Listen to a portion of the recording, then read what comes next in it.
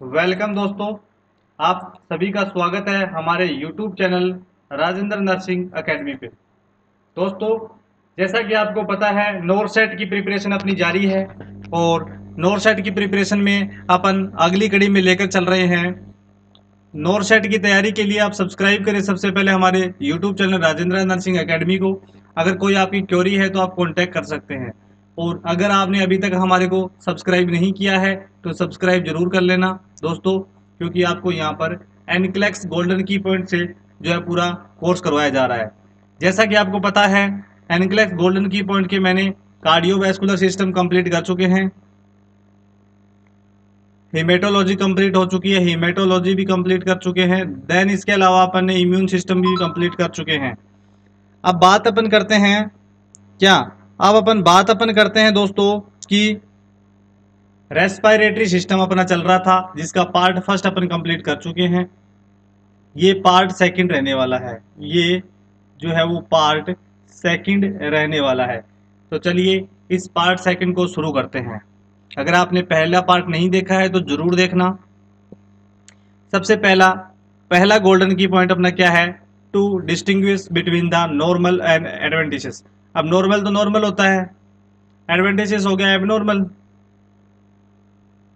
तो abnormal breath sound in the client's lungs, कि client के लंग्स में, क्लाइंट्स के लंग्स में जो है डिफरेंस देखना है अपने को नॉर्मल और एबनॉर्मल ब्रीथ साउंड में। प्रेस द डायफ्राम, अपने को क्या करना है? डायफ्राम को प्रेस करना है, दबाना है। Then of the stethoscope, stethoscope से firmly against the skin, skin से स्किन के ऊपर हल्का सा। एंड लिसन, और अपने को क्या करना है? सुनना है। फुल इंस्पायरेशन, पूरा इंस्पायरेशन बोले तो इंस्पायरेशन का मतलब होता है क्या? इनहेल करना, इनहेलेशन। और फुल एक्सपायरेशन, एक्सपायरेशन का मतलब हो गया एक्सहेलेशन, बोला सांस को बाहर निकालना है, पूरे सांस को।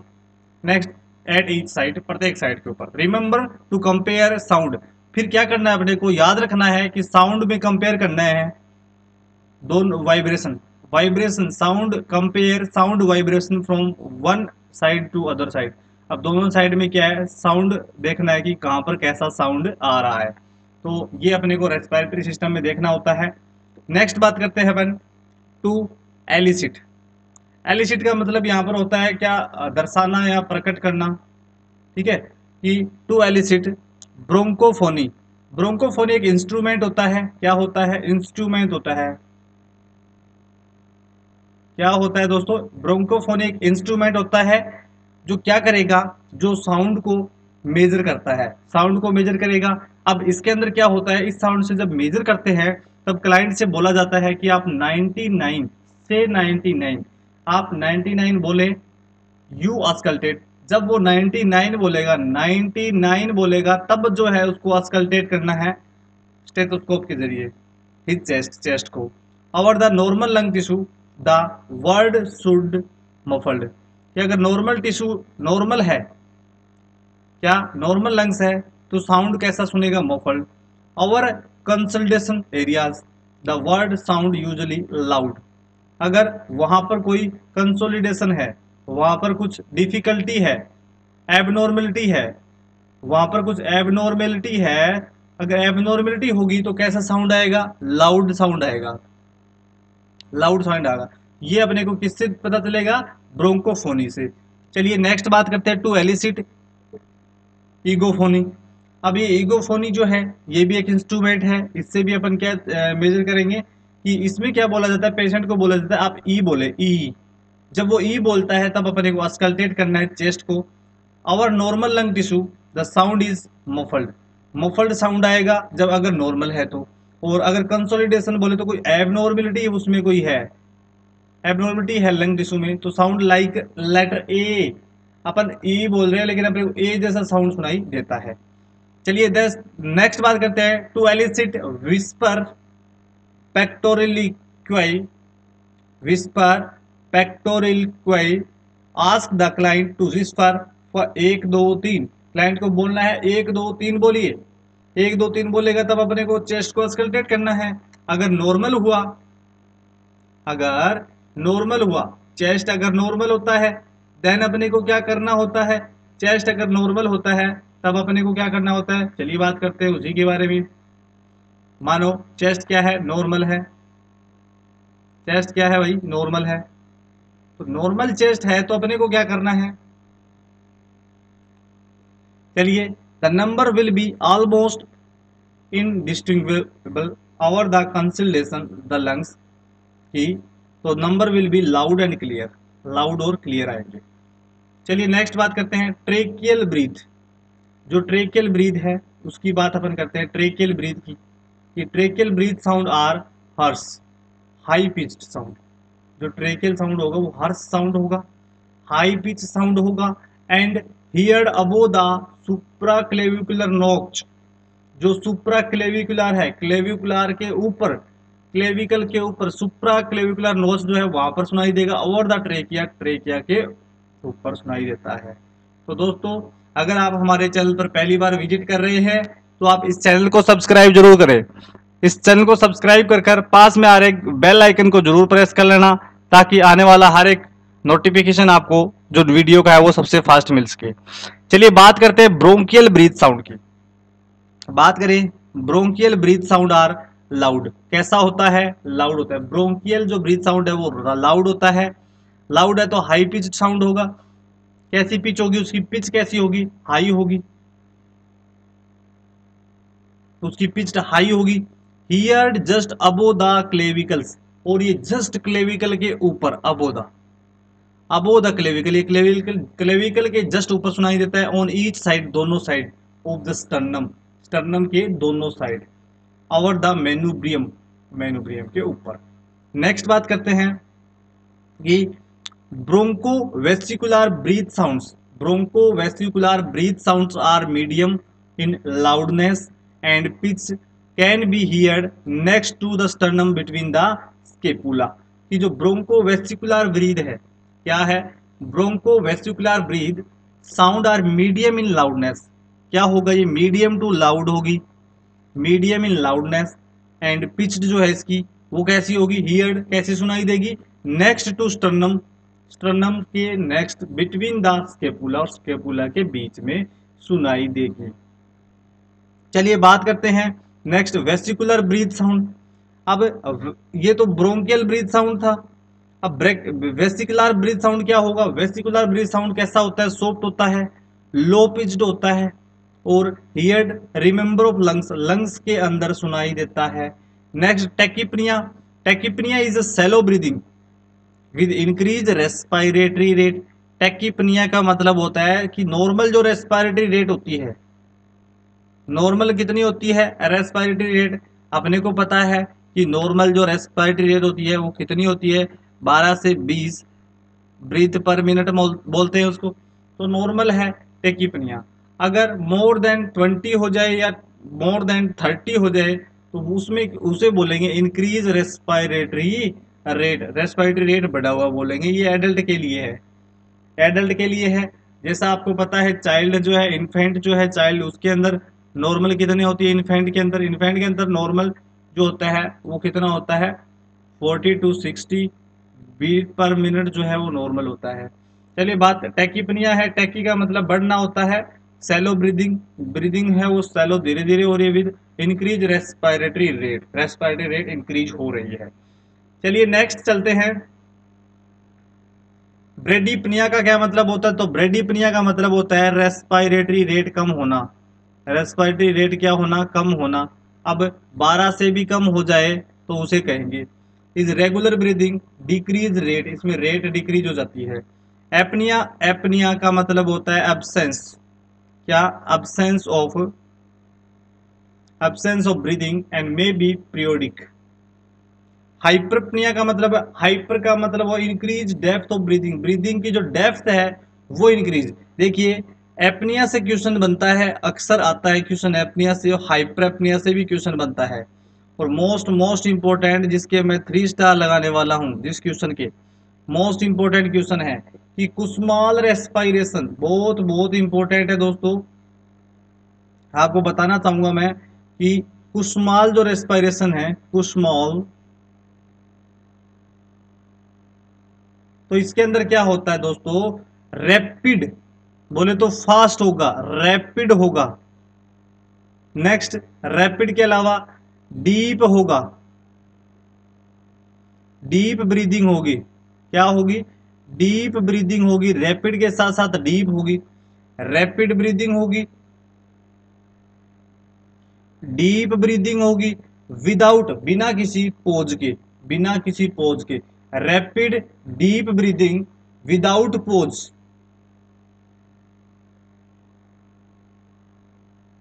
बिना रुके, without pause, that in adults, adults में result in rate of more than 20 breaths per minute. Breathing usually sound laboured with deep breathing. क्या, लोबार्ड, कुसुमाल को क्या कह सकते हैं कि इसके अंदर लोबार्ड ब्रीदिंग होती है। कैसी, लोबार्ड ब्रीदिंग होती है, लोबार्ड ब्रीदिंग होती है इसके अंदर, लोबार्ड डीप ब्रीदिंग होती है। क्या, लोबार्ड डीप ब्रीदिंग होती है। बहुत इंपॉर्टेंट है दोस्तों, कुसुमाल रेस्पिरेशन, इसके अंदर कैसा, मेटाबॉलिक एसिडोसिस देखने को मिलता है। क्या देखने को मिलता है, मेटाबॉलिक एसिडोसिस देखने को मिलता है, मेटाबॉलिक एसिडोसिस देखने को मिलता है। चलिए नेक्स्ट बात करते हैं, और इंपॉर्टेंट सेशन अपना आगे का, उसको कंटिन्यू करते हैं। आप सभी से निवेदन है, इस वीडियो को आप ज़्यादा से ज़्यादा लाइक करें, चैनल को सब्सक्राइब जरूर करें और आनंद लें एनक्लेक्स की गोल्डन की पॉइंट्स का। चलिए बात करते हैं बिटोट रेस्पिरेशन। एक बार फिर से 3 स्टार क्वेश्चन है, 3 स्टार क्वेश्चन है। Biot respiration, Biot respiration are, देखिए रैपिड होगा, डीप ब्रीदिंग होगी, विदाउट अब्रप्ट पोज, बिना किसी पोज के होगा, each breath an equal depth, इसमें क्या है, डेप्थ इक्वल है टू ईच ब्रीथ, प्रत्येक ब्रीथ में क्या है, डेप्थ इक्वल है। क्या, डेप्थ जो है, डेप्थ इक्वल है ईच ब्रीथ में, इज कॉल्ड बिटोट रेस्पिरेशन। कुसुमाल में क्या था, डीप ब्रीथ थी बट इक्वल नहीं थी। तो देख सकते हैं आप क्या था उसके अंदर, देखिए डीप ब्रीथ, रैपिड थी, बिल्कुल थी सर, डीप ब्रीदिंग थी, बिल्कुल सर, विदाउट पोज थी, यस सर, विदाउट पोज थी। तो डिफरेंस क्या था, डिफरेंस था उसमें कैसी, क्या क्या डिफरेंस था, लोबार्ड ब्रीदिंग होती है उसमें, कैसी, इसमें लोबार्ड ब्रीदिंग होती है, लोबार्ड ब्रीदिंग डीप और होती है। चलिए बात करते हैं बिटोट स्पोर्ट की। तो बिटोट के अंदर क्या होगा, रैपिड है सर, डीप ब्रीदिंग है सर, बिना किसी abrupt pause between the each breath, प्रत्येक ब्रीथ के बीच में क्या अब्रप्शन होगा, पोज बिटवीन, रुकेगा, उसमें विदाउट पोज था, पोज नहीं हो रहा था, उसमें पोज नहीं था। ये क्या है, abrupt the pause, pauses, pauses abrupt होगा बिटवीन ईच ब्रीथ, प्रत्येक ब्रीथ के बीच में, and equal depth, depth equal to each breath, प्रत्येक ब्रीथ में जो डेप्थ है वो इक्वल रहने वाली है। चलिए नेक्स्ट बात करते हैं कि डिक्रीज ब्रीथ साउंड, जब ब्रीथ साउंड है वो डिक्रीज हो रहा है, और इंस्पायरेटरी एंड एक्सपायरेटरी विजिंग। अब देखो दोस्तों, बहुत इंपॉर्टेंट बात बता रहा हूं, विजिंग जो है वो मोस्ट कॉमन क्लिनिकल फीचर किसका है, मोस्ट कॉमन, सभी बताना कमेंट कर कर बताइए, मोस्ट कॉमन क्लिनिकल फीचर किसका है, तो वो है किसका, अस्थमा का, अस्थमा का मोस्ट कॉमन क्लिनिकल फीचर है विजिंग साउंड आना। तो बहुत बड़ी बात है दोस्तों, ये एक बहुत इंपॉर्टेंट क्वेश्चन है, कि क्वेश्चन अक्सर पूछा भी गया है, मल्टीपल्स एग्जाम में ये क्वेश्चन पुटअप किया गया है, कि क्या क्वेश्चन पूछा गया है, क्वेश्चन ये पूछा गया है कि जो विजिंग साउंड है वो किसमें देखने को मिलता है, वो अस्थमा में देखने को मिलता है, एसोसिएटेड अस्थमा। चलिए आगे मिल भी गई, मैंने पहले ही बता दिया आपको। पॉजिटिव एंड एक्सपायरेटरी प्रेशर, क्या, positive end expiratory pressure, PEP, PEEP की फुल फॉर्म है, पहले तो फुल फॉर्म पता होनी चाहिए कि इसकी फुल फॉर्म क्या है, positive end expiratory expiratory pressure. ये क्या करेगा, रिड्यूस करता है, reduce cardiac output by increasing. Cardiac output को कैसे रिड्यूस करेगा ये, तो ये कार्डियक आउटपुट को रिड्यूस कैसे करेगा, चलिए बात करते हैं इसी पे कि कार्डियक आउटपुट को रिड्यूस करता है कैसे। थोरेसिक जो प्रेशर होता है, क्या थोरेसिक जो प्रेशर है, थोरेसिक प्रेशर को ये क्या करेगा, and reducing the amount of blood delivered to left side of the heart. ये क्या करता है, पीप जो होता है positive end expiratory pressure reduce cardiac output by the increasing intrathoracic pressure. Intrathoracic pressure को इंक्रीज करेगा जिससे कार्डियक आउटपुट कम होगा, and reducing the amount of blood deliver. Cardiac output अगर कम होगा तो ब्लड डिलीवर भी तो कम ही होगा left side of the heart को क्योंकि आउटा जो होती है पूरे टिश्यू को ब्लड देने का काम करती है।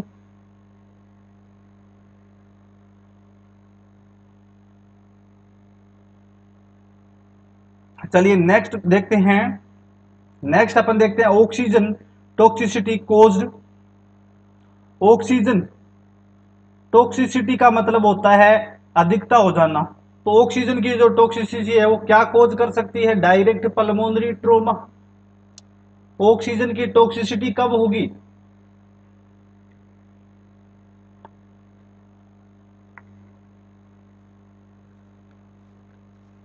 डायरेक्ट पल्मोनरी ट्रोमा हो जाए कोई। Reduce the amount of alveolar surface area. क्या दोस्तों, reduce the amount of, reduce करना है कि the amount of alveolar surface area available for gaseous exchange.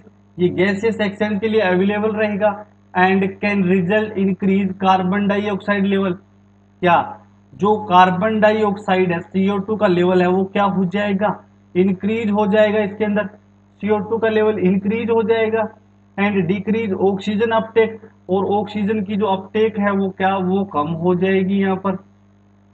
समझ रहे हो दोस्तों, ऑक्सीजन की टॉक्सिसिटी कैसे कहलाएगी, कोज डायरेक्ट पल्मोनरी ट्रोमा। अगर कोई पल्मोनरी ट्रोमा हुआ है, reduce the amount of alveolar surface area. जो एल्वुलार सरफेस एरिया है उसका अमाउंट रिड्यूस हो गया है, available for gas exchange, gas को एक्सचेंज करने के लिए, can result in increase carbon dioxide.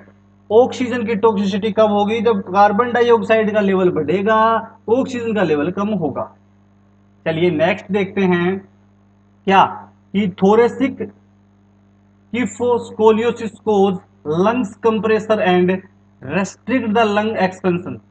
Thoracic kyphoscoliosis cause lungs compression, lungs की कंप्रेशन की वजह से, and restrict the lungs expansion, result in more rapid and shallow respiration, result in more rapid and shallow respiration. चलिए बात करें अपन इसकी कि spontaneous pneumothorax occurs when the client's lungs collapse. Client lungs, चलिए अच्छे से कर लेते हैं, हाईलाइट अच्छा नहीं हो रहा है इसमें, कोई दिक्कत नहीं है, हाईलाइट अपन नहीं करेंगे, अच्छा नहीं हो रहा तो आप वीडियो को लाइक करना ना भूलें दोस्तों, वीडियो को लाइक करना ना भूलें बिल्कुल भी। स्पॉन्टेनियस का मतलब होता है अचानक होने वाला, स्पॉन्टेनियस। न्यूमोथोरेक्स, न्यूमो का मतलब हो गया हवा, एयर, न्यूमो का मतलब एयर, थोरेक्स का मतलब थोरेक्स रीजन में, थोरेक्स रीजन में क्या भर गई भाई, हवा भर गई, उसे कहेंगे न्यूमोथोरेक्स। अगर ऐसे ही होता है हाइड्रोथोरेक्स, क्या होता है, हाइड्रो का मतलब होता है वाटर या फ्लूइड, थोरेक्स का मतलब थोरेक्स रीजन में। हीमोथोरेक्स नाम सुना होगा, हीमो का मतलब ब्लड भर जाना, हीमोथोरेक्स होता है। चलिए नेक्स्ट बात करते हैं, occurs when the client lungs collapse. जब क्लाइंट के लंग्स क्या होंगे, कोलैप्स होंगे, कोजिंग एक्यूट, कोलैप्स लंग होंगे तो क्या कोज करेगा, acute decrease in amount of functional lungs. Functional activity lungs की जो है वो एकदम से डिक्रीज होगी, और यूज इन ऑक्सीजन की यूज करना पड़ेगा। अब मैं आपको बताऊं कि लंग्स को कोलैप्स होना क्या कहलाता है। लंग्स का कोलैप्स होना, बताइए दोस्तों, लंग्स का कोलैप्स होना क्या कहलाता है। क्वेश्चन है कि लंग्स का कोलैप्स होना क्या कहलाता है। जल्दी सी राइट आंसर दीजिए मुझे दोस्तों।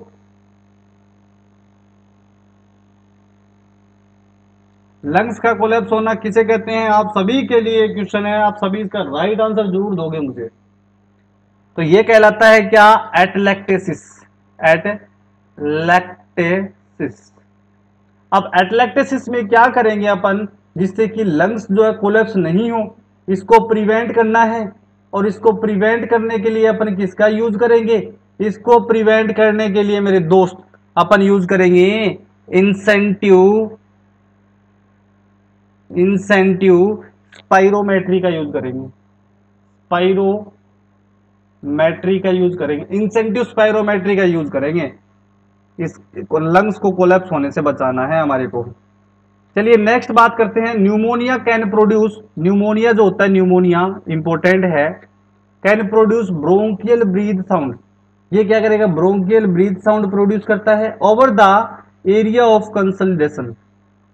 जो जिस एरिया में क्या हुआ है, कंसोलिडेशन हुआ है।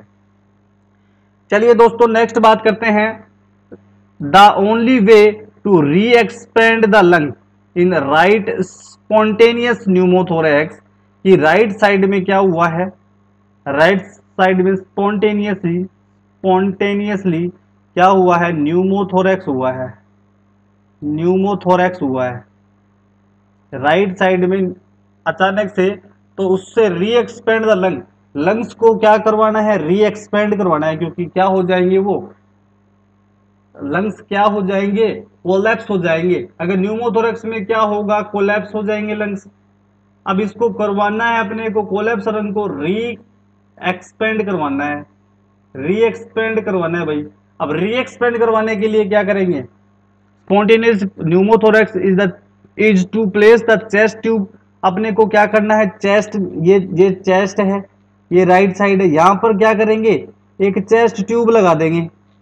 चेस्ट ट्यूब लगा दी on the right side to the air in the pleural space can be remove. और यहां से जो है वो एयर जो है वो रिमूव कर ली जाएगी, एयर रिमूव कर ली जाएगी। एयर रिमूव हो जाएगी तो री एक्सपेंड हो जाएगा, क्या क्या री एक्सपेंड क्या हो जाएगा, लंग्स जो है वो री एक्सपेंड हो जाएगा। तो इससे अपन बचाव कर सकते हैं। नेक्स्ट बात करते हैं अपन,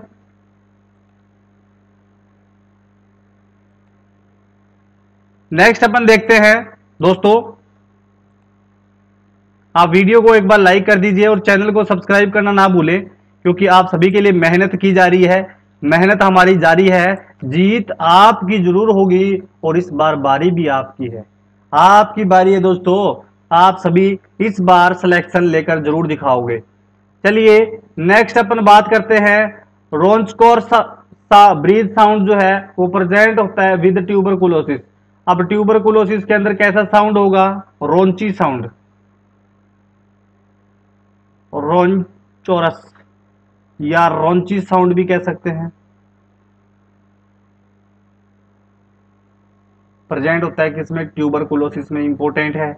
नेक्स्ट दोस्तों, नॉरसेट की तैयारी के लिए सब्सक्राइब करें Rajendra nursing academy YouTube channel को और कांटेक्ट करें 9664248514। और आप सभी के लिए मैं बता दूं दोस्तों, वीडियो के लास्ट तक जरूर देखना। इस वीडियो को लास्ट तक, जो बच्चा इस वीडियो को लास्ट तक देखेगा उसको एक इंफॉर्मेशन दी जाएगी, इंपॉर्टेंट इंफॉर्मेशन, इंपॉर्टेंट इंफॉर्मेशन दी जाएगी।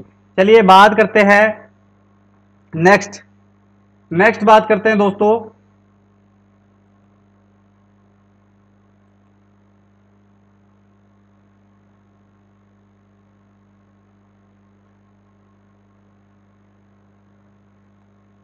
चलिए नेक्स्ट बात करते हैं एंड अभी बात की थी मैंने, आपको बताया भी था इसके बारे में, इंसेंटिव स्पाइरोमेट्री के बारे में। And incentive spirometry is use to encourage deep breathing.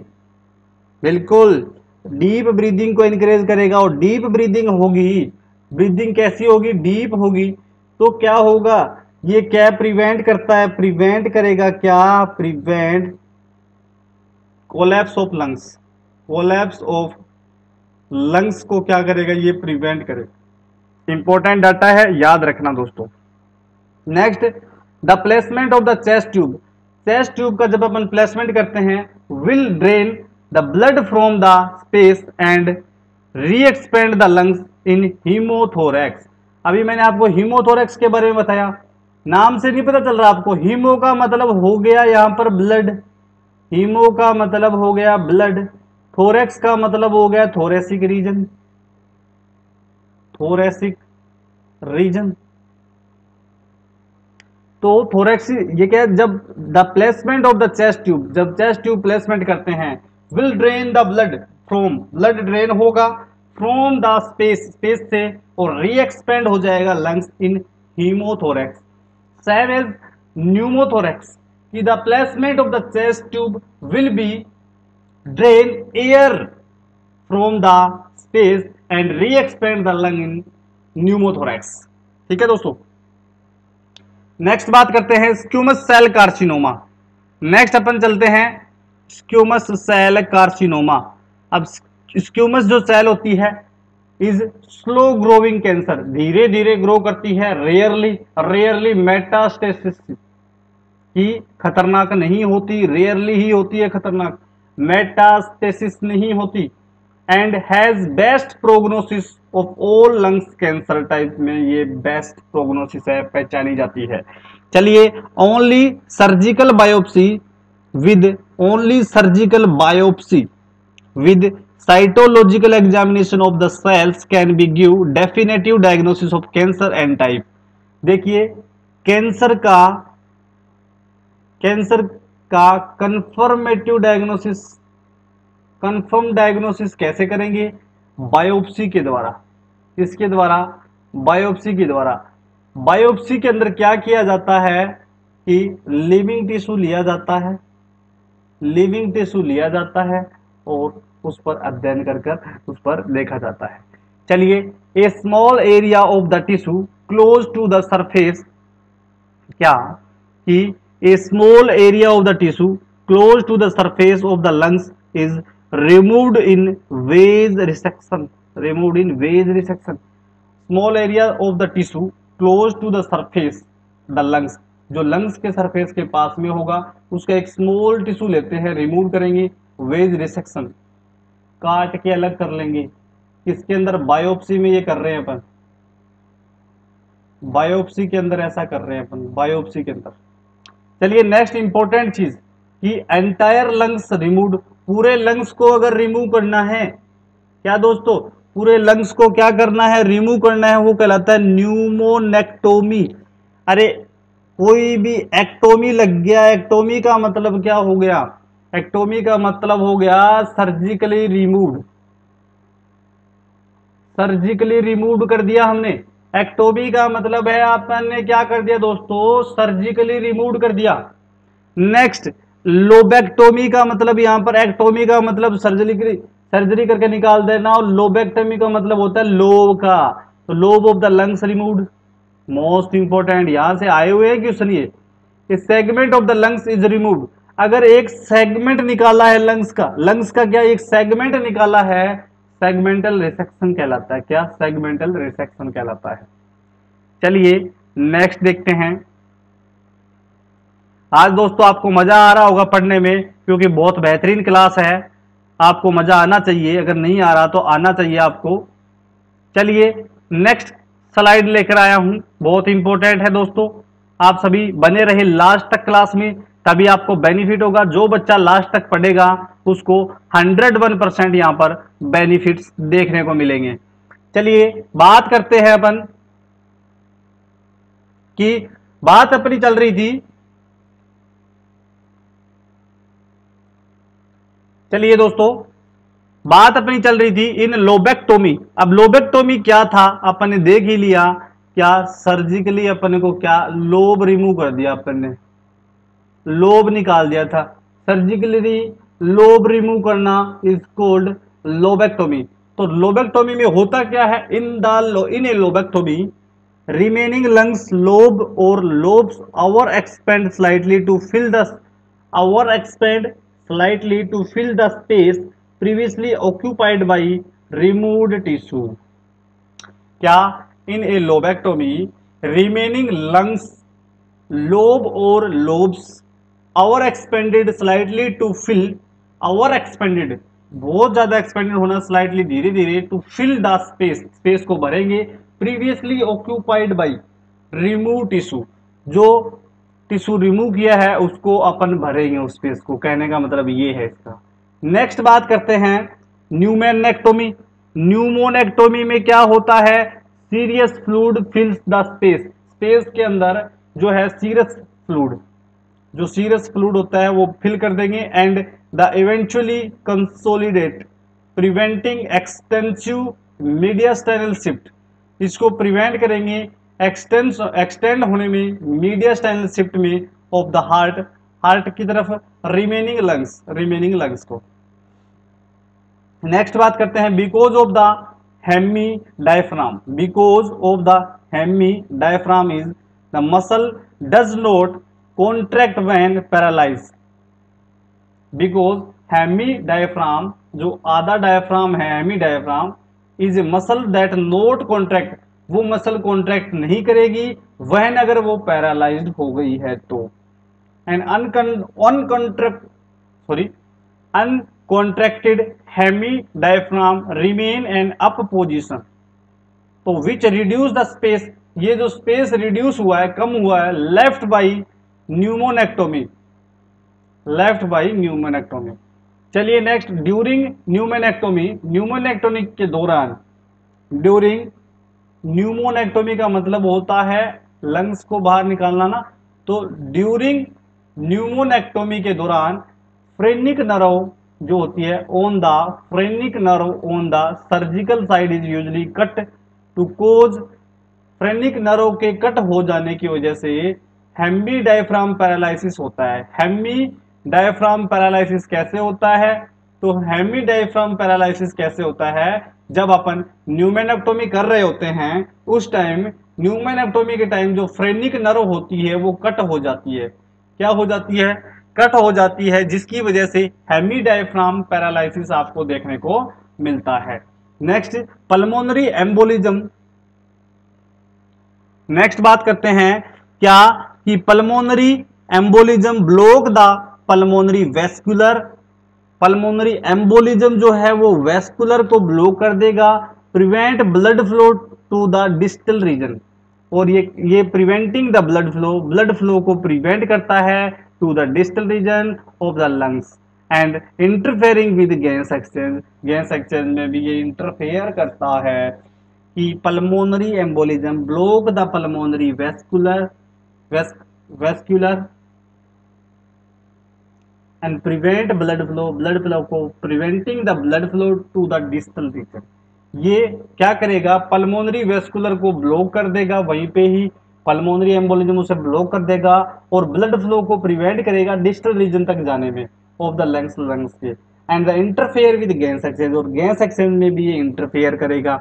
Next बात करते हैं क्या कि ब्लड मस्ट परफ्यूज और flow around the each alveoli, each alveoli के आसपास जो ब्लड है वो फ्लो रहता है फॉर एक्सचेंज, किसके एक्सचेंज के लिए, वो रहता है फ्रेंड कार्बन डाइऑक्साइड और ऑक्सीजन के एक्सचेंज के लिए, अक्रॉस द एल्वुलो कैपिलरी मेम्ब्रेन। तो ये कैसा रेस्पिरेशन है कि ये है एल्वुलाई, ये एल्वुलाई है, ये टिश्यू है, और यहां पर ये क्या करेगा, टिश्यू को तो O2 दे देगा और यहां से ये क्या ले लेगा, ये CO2 ले लेगा। तो ये जो प्रोसेस है ये कैसा रेस्पिरेशन है, ये टिश्यू से एल्वुलाई के बीच में ये रेस्पिरेशन है, ये इंटरनल रेस्पिरेशन है, इंटरनल रेस्पिरेशन है। चलिए, when an area lungs ventilated but not perfused, area of the lungs है वो वेंटिलेटेड है लेकिन परफ्यूज नहीं है, there is ventilation perfusion mismatch. चलिए नेक्स्ट देखते हैं।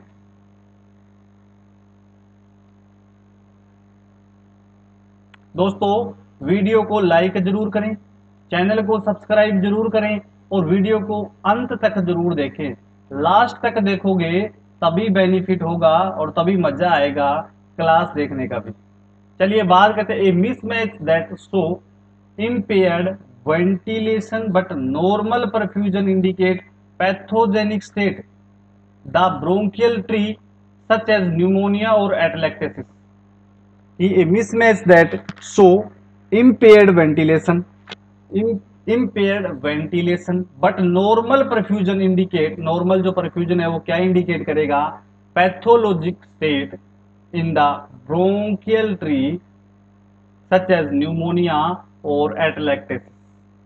इन ventilation perfusion mismatch, ventilation perfusion mismatch में क्या होता है, that occur with A pulmonary embolism, इसमें क्या है, पल्मोनरी एम्बोलिज्म होता है, अकर होता है, and the amount of ventilation occurring does not equal perfusion, पर जो वेंटिलेशन से जो अमाउंट होता है वो इक्वल नहीं होता परफ्यूजन के।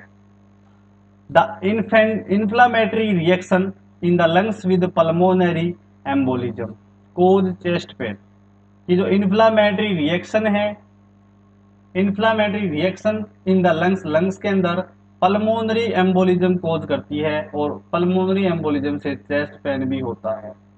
चलिए sudden reduction in adequate oxygenated in the client with pulmonary embolism may cause feeling of apprehension और sense of impending dooms. Next बात करेंगे कि द इन्फेक्टेड एरिया, जो एरिया जहां पर प्रॉपर ब्लड नहीं पहुंचा, जहां पर प्रॉपर ऑक्सीजन नहीं पहुंचा, उनमें इन्फेक्शन हो गया था, वो इन्फेक्टेड जो एरिया है, infected area in pulmonary embolism produce alveolar damage, ये एल्वुलर डैमेज को प्रोड्यूस करते हैं, that can lead to production of bloody sputum, इसलिए इसमें कैसा स्पूटम देखने को मिलेगा, bloody sputum, some time massive amount, इस कुछ समय इसमें कुछ टाइम इसमें क्या देखने को मिलेगा, मैसिव अमाउंट ऑफ स्पूटम देखने को मिलेगा, ब्लडी स्पूटम, ब्लडी स्पूटम। चलिए नेक्स्ट बात करते हैं। The client with massive pulmonary embolism, जब क्लाइंट को क्या हुआ है, मैसिव पल्मोनरी एम्बोलिज्म हुआ है, will have a large region of the lungs tissue and unavailable for perfusion. Next arterial blood gas analysis, ABG का नाम सुना होगा, बिल्कुल एबीजी एनालिसिस है, ये इंपॉर्टेंट है। ABG analysis client with massive pulmonary embolism reveal respiratory alkalosis, क्या ABG client with massive pulmonary embolism में कैसा रेस्पिरेटरी एल्केलोसिस देखने को मिलता है। एक चीज और बता दूं, एबीजी जो है एनालिसिस करते हैं तो एबीजी सैंपल कौन सी आर्टरी से लेते हैं, तो रेडियल आर्टरी से। सैंपल किससे लेंगे, रेडियल आर्टरी से क्या लेते हैं, सैंपल लेते हैं, सैंपल। ये क्वेश्चन भी बनता है, याद रखना। और कोलैटरल सर्कुलेशन, कोलैटरल सर्कुलेशन किससे चेक करते हैं बेटा, करते हैं अल्नार आर्टरी से, अल्नार आर्टरी से। चलिए नेक्स्ट बात करते हैं। The VQ scale provide information on extent of occlusion and caused by pulmonary embolism, amount of lung tissue involved in area not perfused, involved in area not perfused। Next बात करते हैं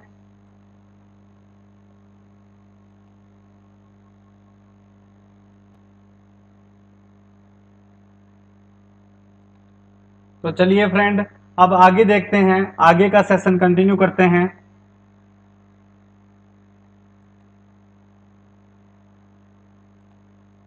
चलिए आगे का सेशन कंटिन्यू करने से पहले video को लाइक कर दीजिए, चैनल को सब्सक्राइब कर दीजिए, क्योंकि आपका अपना चैनल है और यहाँ पर आपको बेहतरीन तैयारी करवाई जा रही है और करवाते रहेंगे।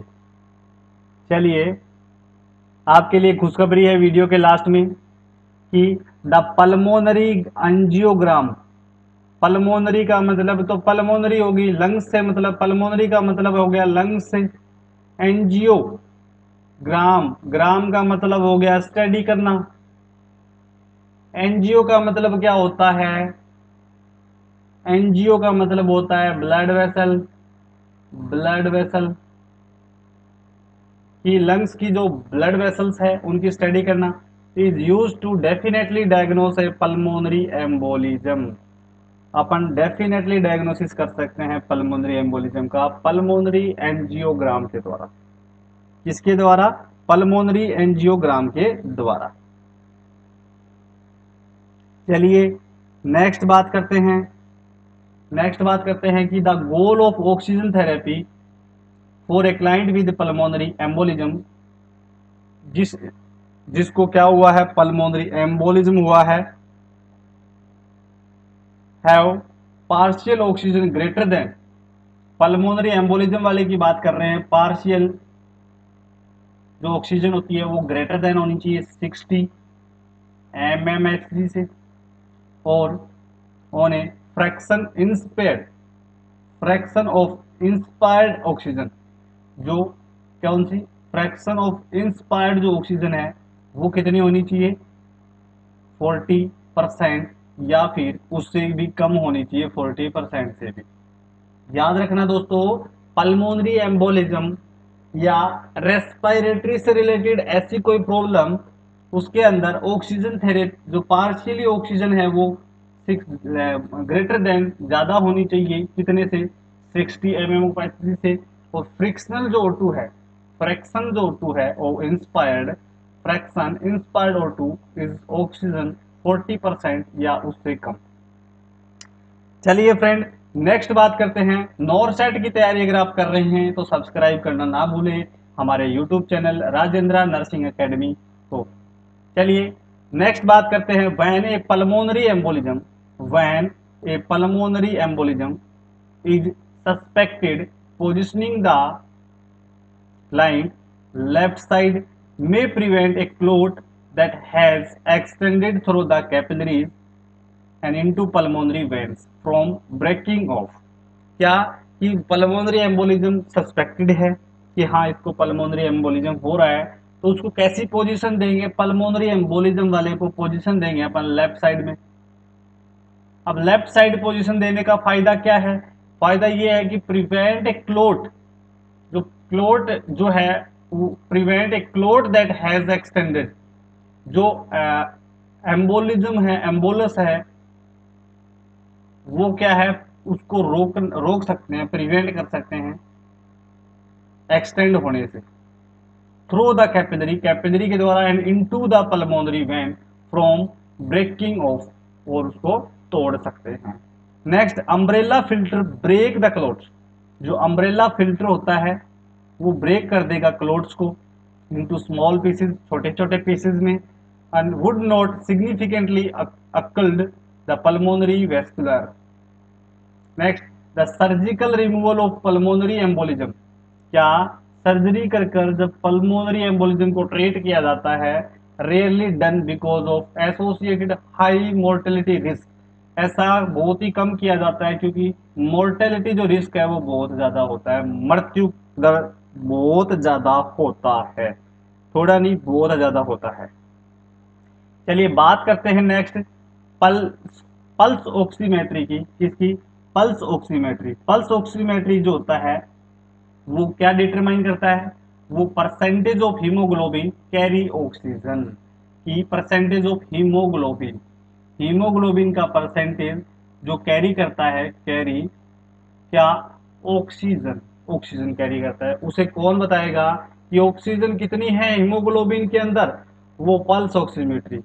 इसका सबसे ज्यादा यूज हुआ था कोविड 19 में, पैंडेमिक डिजीज है, पैंडेमिक कैसी? पैंडेमिक में सबसे ज्यादा यूज इसका किया गया था। ऑक्सीजन का सैचुरेशन बोलते हैं जिसको, क्या?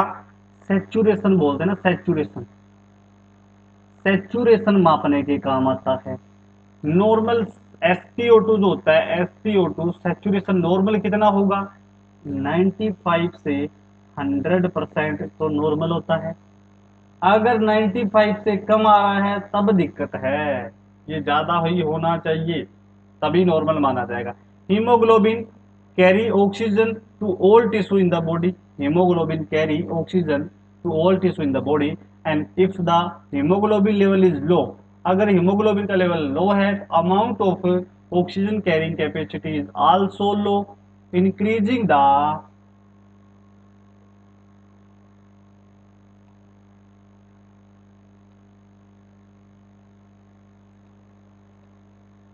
increasing the next slide hemoglobin level, increasing the hemoglobin level,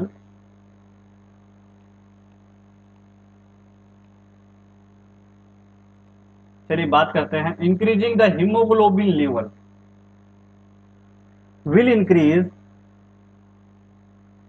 increase oxygen carrying capacity and the increased total amount of oxygen available in the blood if, next important चीज क्या, if the client has been tachypneic during exertion, कि tachypnoea हो रहा है, tachypnoea का मतलब हो गया कि जो ब्रीदिंग है वो फास्ट है, रेस्पिरेशन रेट बढ़ रहा है, टैकिपेनिक है, और इवन एट रेस्ट, रेस्ट के दौरान बिकॉज ऑक्सीजन डिमांड इज, अब अगर टैकिपनिया हो रहा है तो इस टाइम क्या करेंगे, ऑक्सीजन की जो डिमांड है higher than available oxygen content, जो ऑक्सीजन अपने पास अवेलेबल है उससे भी ज्यादा अपने को डिमांड है ऑक्सीजन की, देन इंक्रीज इन हीमोग्लोबिन में डिक्रीज द रेस्पिरेटरी रेट, कि अगर हीमोग्लोबिन बढ़ेगा, क्या हीमोग्लोबिन का लेवल बढ़ेगा तो O2 कैरिंग कैपेसिटी बढ़ गई भाई, O2 की कैरिंग कैपेसिटी बढ़ गई, O2 की डिमांड पूरी हो गई, O2 की डिमांड पूरी हो गई, जैसे जैसे हीमोग्लोबिन बढ़ेगा O2 की डिमांड कम होती जाएगी, रेस्पिरेटरी रेट नॉर्मल लेवल पर आ जाएगा। बहुत इंपॉर्टेंट है दोस्तों। नेक्स्ट बात करते हैं पॉजिटिव एंड एक्सपायरेटरी प्रेशर, अभी ऊपर भी पढ़ कर आए हैं, इसकी पीईपी की फुल फॉर्म क्या होती है, इंपॉर्टेंट है दोस्तों, फुल फॉर्म भी याद होनी चाहिए, क्या है, positive end expiratory pressure, deliver deliver positive pressure to the lungs, lungs को पॉजिटिव प्रेशर डिलीवर किया जा रहा है, क्या किया जा रहा है, पॉजिटिव प्रेशर डिलीवर किया जा रहा है लंग्स को, at the end of expiration, expiration के खत्म होते ही, help the open collapse alveoli, ये कोलैप्स जो एल्यूलाई है उसको ओपन करने के काम आता है, help them stay open, gas exchange occurs in newly open एल्यूलाई, and improving oxygenation को भी इंप्रूव कर देगा, ये काम करता है। चलिए नेक्स्ट बात करते हैं गैसियस एक्सचेंज, नेक्स्ट बात करते हैं गैसियस एक्सचेंज अकर्स इन, क्या, gaseous exchange occurs in alveolar membrane, जो गैसियस एक्सचेंज होते हैं वो कहां पर होते हैं, गैस गैस का एक्सचेंज कहां पर होगा, एल्वुलर रीजन में होगा, एल्वुलर मेम्ब्रेन से ही होगा, so it is the alveoli collapse, अब एल्वुलाई ही कोलैप्स हो गई, नो एक्सचेंज, कोई एक्सचेंज नहीं होगा, एल्वुलाई कोलैप्स होगी तो गैस का एक्सचेंज भी नहीं होगा, the collapse alveoli, collapsed alveoli receive oxygen, collapse alveoli oxygen receive करेगी as well as other nutrients from the blood stream, the continuous positive airway pressure, क्या, the continuous positive airway pressure, जिसे CPAP कहते हैं, जिसे CPAP कहते हैं, mark continuous important है, यहां से ये क्वेश्चन बनता है, सीपैप की full form continuous positive airway pressure, mask provide pressurised oxygen continuously through the both inspiration and expiration, the client has less resistance to overcome in taking in his next breath, making it easier to breathe, और breath को आसान बनाने का काम ही करता है। Next continuous positive airway pressure CPAP can be provide through an oxygen mask, improve oxygenation, oxygenation को इंप्रूव करेगा इन हाइपोक्सिक कंडीशन, हाइपोक्सिक। अब बात कर लेते हैं हाइपोक्सिया की, हाइपोक्सिया क्या होता है, हाइपोक्सिया होता है lake of oxygen in tissue, tissue के अंदर ऑक्सीजन की कमी होना, और हाइपोक्सीमिया क्या होता है, हाइपोक्सीमिया क्या होता है, हाइपोक्सीमिया होता है lake of oxygen in blood tissue, blood के अंदर ऑक्सीजन की कमी होगी। चलिए नेक्स्ट देखते हैं, नेक्स्ट बात करते हैं। चलिए बाइपेप के बारे में अपन कल पढ़ेंगे, आज इतना ही देखते हैं अपन। बाइपेप के बारे में अपन कल पढ़ने वाले हैं। तो आज का सेशन यहीं पे एंड करते हैं। आज के सेशन में आज का सेशन आपको कैसा लगा कमेंट जरूर करें, क्योंकि ज्यादा लंबा सेशन हो जाएगा, बच्चे नहीं देखते ज्यादा लंबा सेशन, वरना मैं तो करवा दूंगा 1 घंटे 2 घंटे का भी करवा दूंगा आप कहोगे तो आपको आज का सेशन कैसा लगा एक बार कमेंट करना दोस्तों, कमेंट करना। और याद रखना दोस्तों, डेली अपना जो शेड्यूल है, डेली मॉर्निंग में 10 AM 10 बजे सुबह अपने को एनक्लेक्स की गोल्डन क्लास की पॉइंट, एनक्लेक्स गोल्डन की पॉइंट की क्लास, गोल्डन की पॉइंट की क्लास मिलेगी। और डेली शाम को 5 बजे, अरे 5 PM पर डेली आपको क्या करवाए जाएंगे, 2 से 3 टॉपिक करवाए जाएंगे इंपॉर्टेंट वाले। वो जो 150 टॉपिक की सीरीज थी वो चल रही है अपनी, एक टॉपिक तो हो चुका है और आज 2 से 3 टॉपिक आज शाम को 5 बजे आपको क्लास मिलने वाली है। आज शाम को 5 बजे आपको लाइव क्लास मिलने वाली है, तो सभी हमसे जुड़ जाना। शाम को 5 बजे लाइव क्लास मिलने वाली है। चलिए मिलते हैं कल, मिलते हैं आज शाम को 5 PM पर। 5 PM पर आज शाम को आपको मिलने वाली है क्लास, शानदार क्लास मिलेगी, शानदार मजा आ जाएगा दोस्तों। कोशिश करेंगे उसमें MCQ भी ऐड कर लिए जाए, MCQ भी ऐड करने की पूरी कोशिश रहेगी। तो दोस्तों ये था आज का शानदार सेशन, आपको कैसा लगा कमेंट जरूर करना। और अगर आपको सेशन पसंद आया है तो वीडियो को लाइक कर जो पास में एक रेड कलर का बटन आ रहा है सब्सक्राइब का, उसे जरूर दबा लीजिए। वो बटन अगर आप दबाते हैं तो आपको यहाँ से इस कदर का कंटेंट मिलने वाला है कि आपने अपेक्षा भी नहीं की होगी। और अब लास्ट मैंने बोला था वीडियो के लास्ट में एक इन्फॉर्मेशन दूंगा, तो वीडियो के लास्ट में वो इन्फॉर्मेशन क्या है दोस्तों, बहुत ही जल्दी अपनी वेबसाइट आने वाली है, राजेंद्र नर्सिंग एकेडमी की वेबसाइट आने वाली है। और उस वेबसाइट के क्या क्या फीचर्स रहेंगे सब बताऊंगा एक वीडियो में। बस टेस्टिंग चल रही है वेबसाइट की, जो है वो टेस्टिंग चल रही है। जैसे ही वेबसाइट आ जाएगी आपके सामने लॉन्च कर दी जाएगी, आप अपना लॉगिन कर लेना, उसमें रजिस्ट्रेशन कर लेना। उसके अंदर आपको बहुत कुछ मिलने वाला है दोस्तों, बहुत कुछ प्रिपरेशन जारी है।